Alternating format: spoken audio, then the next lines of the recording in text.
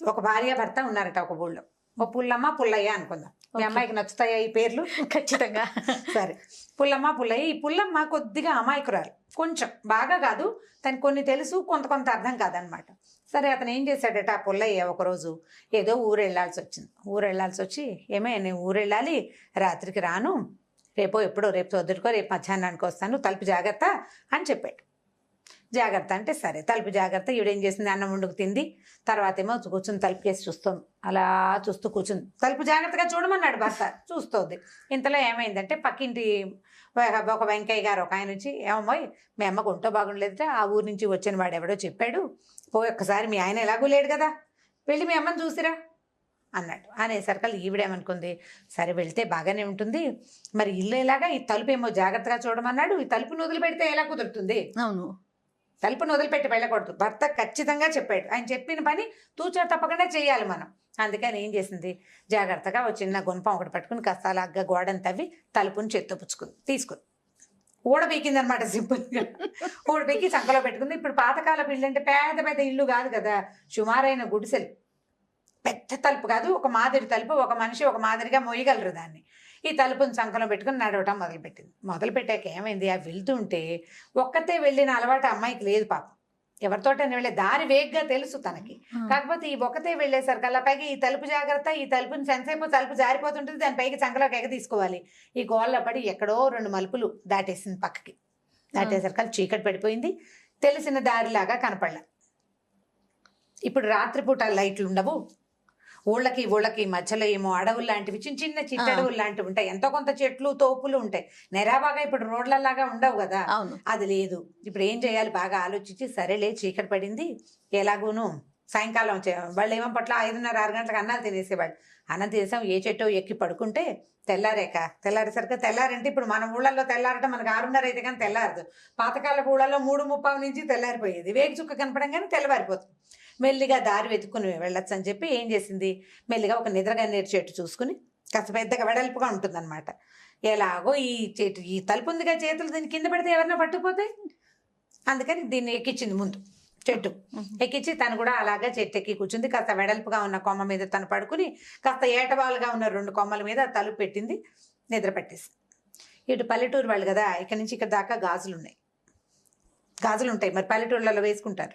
ఇప్పుడు పడుకుని నిద్రపోతుంది. ఈ లోపల ఏమైందట, ఈ పక్క ఊళ్ళ నుంచి దొంగతనం చేసుకొచ్చిన కొంతమంది దొంగలు నిద్రగన్నేరు చెట్ల కింద ఇలాంటి పనులు చేస్తారు. అంటే వాళ్ళు మాట్లాడుకోవడానికి, నిద్రగన్నేరు చెట్టు ఏంటంటే జీబుగా ఉంటుంది, వెలుగు కనపడదు, చుట్టూ అది కొమ్మలు కూడా ఎలా దిగబడి ఉంటాయంటే ఇట్లా పైకి వెళ్తుంది చెట్టు, మళ్ళీ ఇలా కిందకు వచ్చినట్టు ఉంటుంది అనమాట. నిద్రగన్నేరు చెట్టు నీడలో కనుక నుంచుంటే మనుషులు ఉన్నట్టు కనపడదు. ఓకే, ఆ చెట్టుకున్న ప్రత్యేకత అనమాట అది. సరే, వీళ్ళు ఏం చేశారు, ఒక 6-7 దొంగలు ఉన్నారు.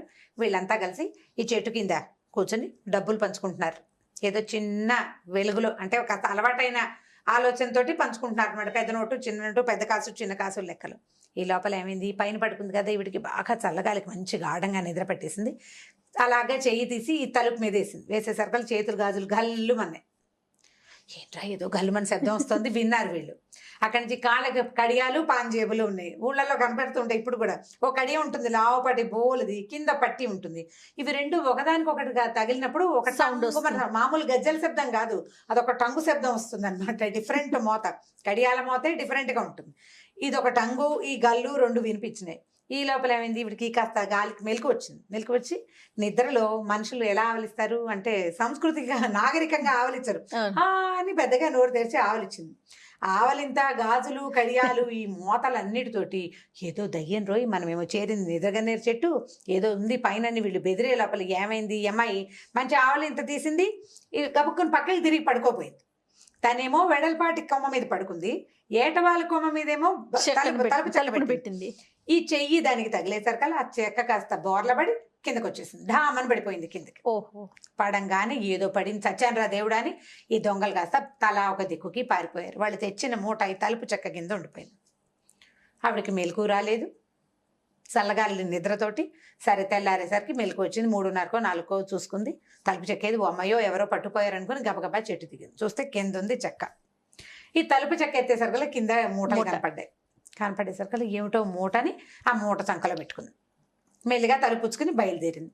ఈ వెళ్ళగా ఏమైంది, తెల్లవారే టైంకి ఆ అమ్మాయికి భర్త ఎదురొచ్చాడు. ఆయన వచ్చేస్తున్నాడు, పని అయిపోయింది, పొద్దునే వస్తానని చెప్పాడు కదా, పొద్దున మధ్యాహ్నం వస్తానన్నాడు. ఇదేమిటే ఇదే వచ్చావు, ఈ తలుపు ఏమిటంటే, నువ్వే కదటయ్యా తలుపు జాగ్రత్తగా చూడమన్నా అంటే, నీ బొందా నేను చూడమన్నది అది కాదు, తలుపు జాగ్రత్తగా వేసుకోమన్నాను, నువ్వు ఆ మాట చెప్పలేదంటుంది ఈవిడ.